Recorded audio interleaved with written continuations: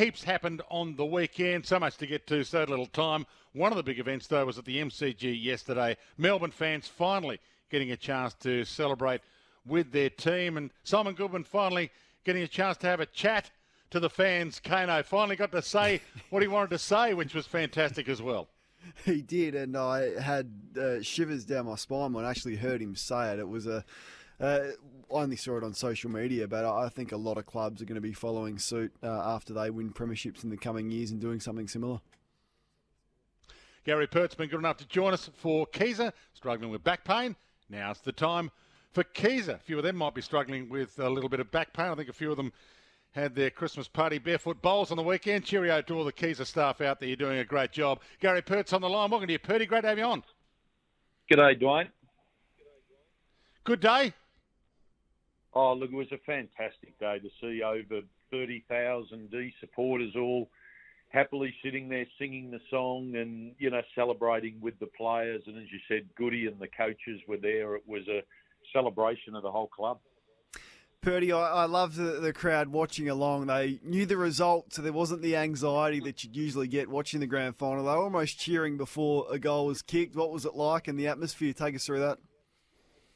Well, it's the perfect grand final, isn't it? You're only sitting there with Melbourne supporters. You've got no other supporters from another club hassling you. You know the result. As you said, they watched the whole 4 quarters. They were cheering and screaming in the last quarter like it was the first time they'd seen it, but they were all commentating when the goals were coming up. So it was pretty well the perfect day, and they got right into it. And then afterwards, when the players come out, the whole MCG erupted. It was as an amazing day. You got any merchandise left? No, we've certainly sold a lot, but I think it's fantastic because so many Melbourne supporters, we make the finals, we make a grand final, and I think they looked around and said they don't have a lot of apparel and merchandise over the years. So they've all rushed out, and the best thing is we just sell out continually of all our kids' range because all the kids are coming back, and they were everywhere yesterday and getting photos with the cup, and that's really important for us as a club to be rebuilding those kids coming back after the recent success. So financially, what's it done, Purdy? Like, can you put it into a figure for us or into context? Well, I think this year's it's simple to do because we're at best going to break even after being, smashed by COVID again. But we'll announce a profit of around $2 million. So we see that's a direct result of the finals and the premiership. And I reckon it'll add probably another couple of $1 million to our financial result next year because we'd expect, the membership is going really strongly. And I think we're going to have some pretty big blockbuster games. So, again, that's always great for clubs when we get the crowds coming back to the MCG. So it has a substantial impact. And, Purdy, it is nice for the fans to be able to actually grab hold of, touch, feel, shake hands, get a selfie alongside the players. You, back in your day, were playing in the days when I think the fans could still run on and pat you on the backside whilst you're running off. There seems to be, in recent times, a bit more of a distance put between fans and the players. We don't tend to have or haven't been able to have those Sundays after the grand final win, the family days like we used to have. So it is nice that this opportunity still exists for fans to actually get together with players side by side and kind of feel part of it more than we have for a couple of years. Yeah, there's no doubt the fans love it, but also the players do. I know that the players, when we won the premiership in Perth, they all said they couldn't wait to get back to the MCG to be there with the supporters.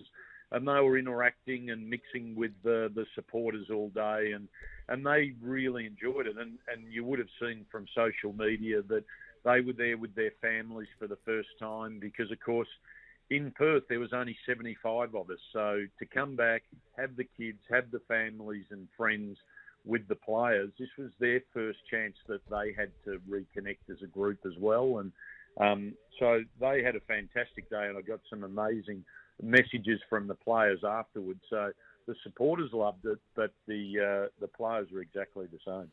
Big cheers for the players, as you said, but the star of the show, there was only one, and it was that man, Neil Danaher. Neil Danaher, yeah, he got a standing ovation, and I don't think there was a single person in the 30,000 that didn't have a tear in their eye. He was up there, and he was part of our formal presentations, and Simon Goodwin got up and gave him a huge big hug, and the crowd went crazy. But he's a really important part of this club. He's talked to the players over the years. He's got a really great connection with them, and Goody loves being around him. So, he was really important, and to have him up there with David Meeks, and of course the supporters got to hear from Nathan Jones and Neville Jetta, who retired. So all of those special moments we wouldn't have got at a normal grand final. So we wanted to make sure that the supporters had moments they'd remember for the rest of their lives. Is it somewhat of a full stop on it? I mean, because things move so quickly and players back to training, and now you've got to defend the premiership, which is even harder maybe than winning one. Yeah, I think in the big formalities, it was definitely a point that we're all working towards as a club. But the Cup will continue to be on tour, and as you know, it's travelled all around Melbourne, regional Victoria. It's now, as of tomorrow, I'm taking it up to Sydney, and we'll be taking it to our interstate supporters. So the Cup will continue on tour, and therefore, every time the Cup rolls up, there'll be some sort of celebration. But for the players, they're pretty clear. They start pre-season today, and their minds are focused. And I know Goody's going to have a big session with the players and staff to reset their heads for our next campaign, for our next premiership. But as a club, I think, while the Cup's on tour, there'll still be an enjoyment of that. And that'll keep on going until people don't want to see the Cup and they've all had a photo. And any time soon we'll find out about the new Gosh's Paddock home where the Cup will reside, Purdy?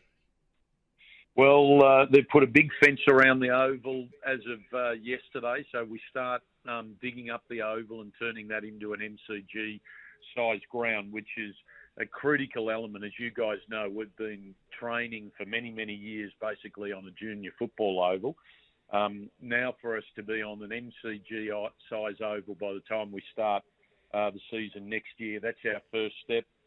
And then by the time we get to that point, hopefully we're a lot further down the track with the state government and the AFL on our broader facility. I've seen the designs. It looks magnificent, and that's progressing, and it'll be worth the wait in the end.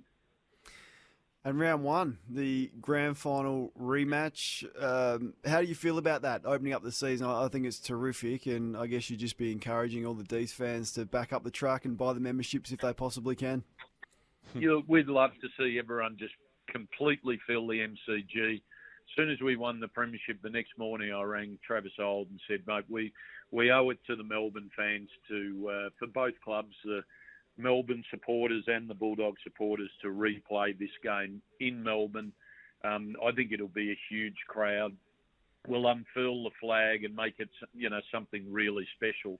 But these are the sort of things we want to be part of. This is a club now. We want to be part of the blockbuster games. We want to be filling the MCG on a regular basis. It's a really exciting time. So should the grand final rematch always be the season opener from now on? Well, I love the idea of it because already you've got the players talking about it. You've got the supporters excited about it. The clubs of the two teams, you've got the whole pre-season to be excited and focused about a big clash to kick off the season. So look, I love the idea of it. This year it was really appropriate for us to do it because we were forced to play the interstate grand final, but I'd love to see it every year. A couple of texts coming through on the Temper text for you, Purdy. When's your BNF? So we've got that on the 17th of December. We've got 1,500 people, filled the place there and be coming along. And again, that's always a special event for us where we said to the supporters that instead of just having an online best and fairest straight after the season, we wanted to wait until we could share it with the supporters again. And the earliest that's been 17th of December. And like I said, 1,500 people there, and we'll hand out all our awards. Nicely done. And Luke Jackson was a player who wasn't able to be there yesterday. He's in his home state of Perth. When do you expect him to return? Well, we've been sort of day by day reading the border restrictions and the ebb and flow of that. And we want Jacko to be able to spend that time with his family, because once the season really kicks in, we've had, a lot of restrictions on the movement, the interstate movement of our players. So Jacko will be back, I'd say, straight after Christmas, but he's training very hard. He's on a very tight program over there. But the border restrictions have been a complication for our Adelaide and Perth players, and we've tried to work with that. Perty, great to have you on. In a word, because we're out of time before you go, who does win your best and fairest? Who was your best player this year? We'll have to find that out. I'm not really sure. That's why I'm so excited about the 17th. Got an opinion? Who was your best player, you think? Oh, look, it could be Christian Petrarca. I thought Maxi Gorn was fantastic. Clayton Oliver's got to be right up there. I think there'll be 4 or 5 players that'll be within votes of each other. So it'll be way too close for me to guess at this stage. Great to have you, Perty. Always fantastic to have you on. Congratulations on your season and your day yesterday. Gary Pert joining us.